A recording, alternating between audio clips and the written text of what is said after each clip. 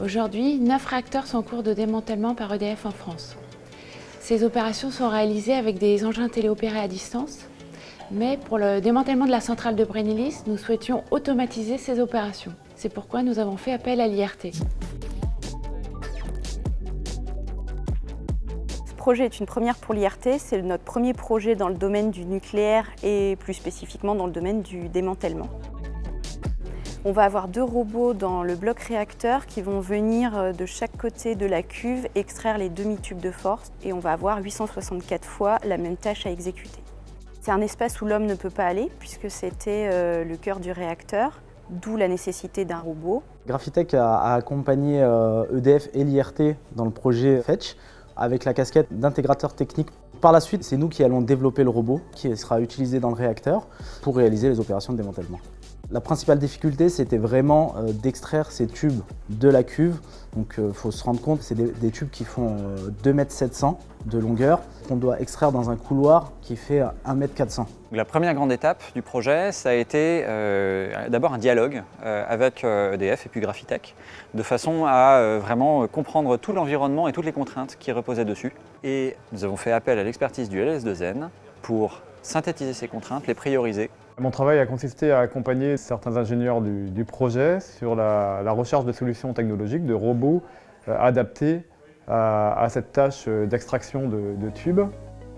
On a abouti à un robot, finalement une solution robotisée qui est unique mais simple et capable de générer un certain nombre de mouvements. On a identifié 14 mouvements types à réaliser par le système robotisé. Certains de ces mouvements seront répétés plusieurs fois, d'autres qu'une seule fois. L'IRT a amené son expertise sur l'asservissement visuel pour guider le robot jusqu'à sa destination afin de s'affranchir de toutes les variabilités dimensionnelles qui pourraient exister entre la CAO qui a été faite à partir des plans du cœur du réacteur et la réalité. Donc là, il s'agit d'utiliser un flux vidéo en fait. Ce qui a été particulièrement stimulant dans ce projet, c'est de voir que nous avons fait tout un travail en simulation au départ qui montrait qu'a priori on arrivait à sortir ces tubes. Nous avons fait un copier-coller des trajectoires de sortie de ces tubes et de l'enchaînement dans lequel ça devait être sorti. On l'a transposé sur une maquette à l'échelle à 2,5 qui est ici. La difficulté, c'est de trouver le bon enchaînement de sortie des tubes les uns après les autres et de voir que les tubes sortent dans la réalité.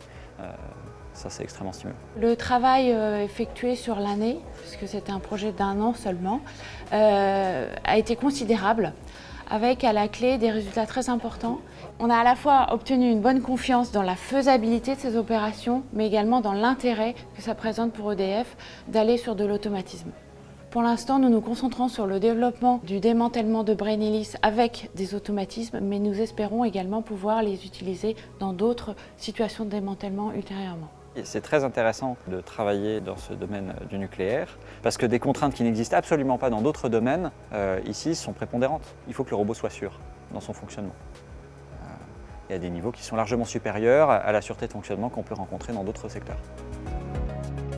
Je suis très fière du travail accompli par l'équipe de l'IRT, autant au niveau simulation, asservissement visuel, démonstration. Ce projet démontre pour l'IRT notre capacité à nous adapter à un nouveau domaine d'activité et à transposer des compétences acquises dans d'autres projets au préalable.